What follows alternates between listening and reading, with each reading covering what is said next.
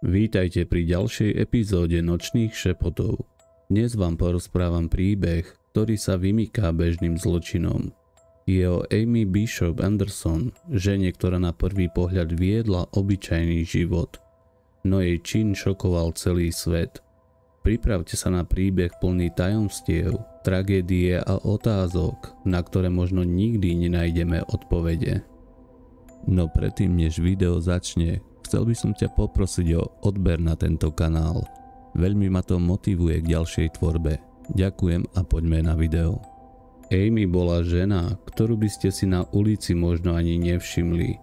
Bola vzdelaná, úspešná a mala rodinu. Vyštudoval na Harvardovej univerzite a venovala sa neurovede.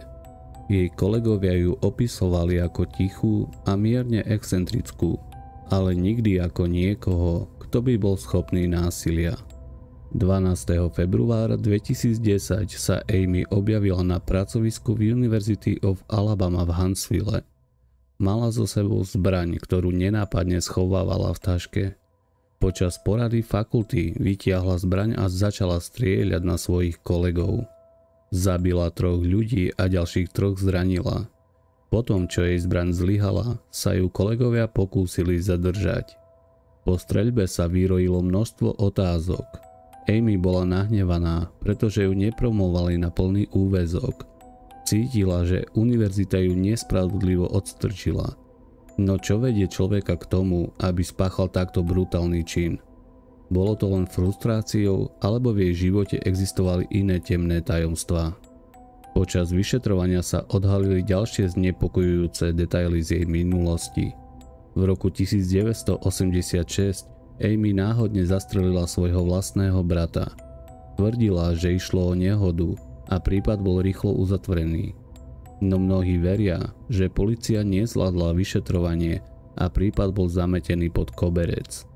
Amy bola známa svojim výbušným temperamentom.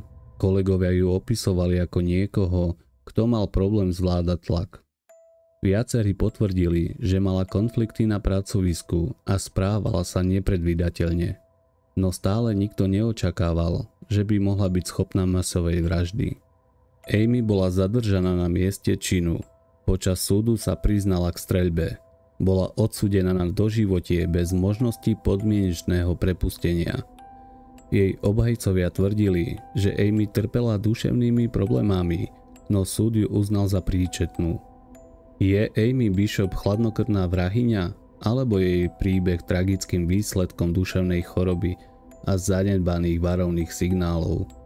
Prečo bola schopná takého činu? A aké ďalšie tajomstvá možno zostali skryté?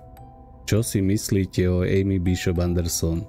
Bola skutočne zodpovedná za všetky svoje činy, alebo bola obeťou vlastných démonov? Ak máte názor, zanechajte ho v komentároch. A nezabudnite dať like, zdieľať a prihlásiť sa na odber.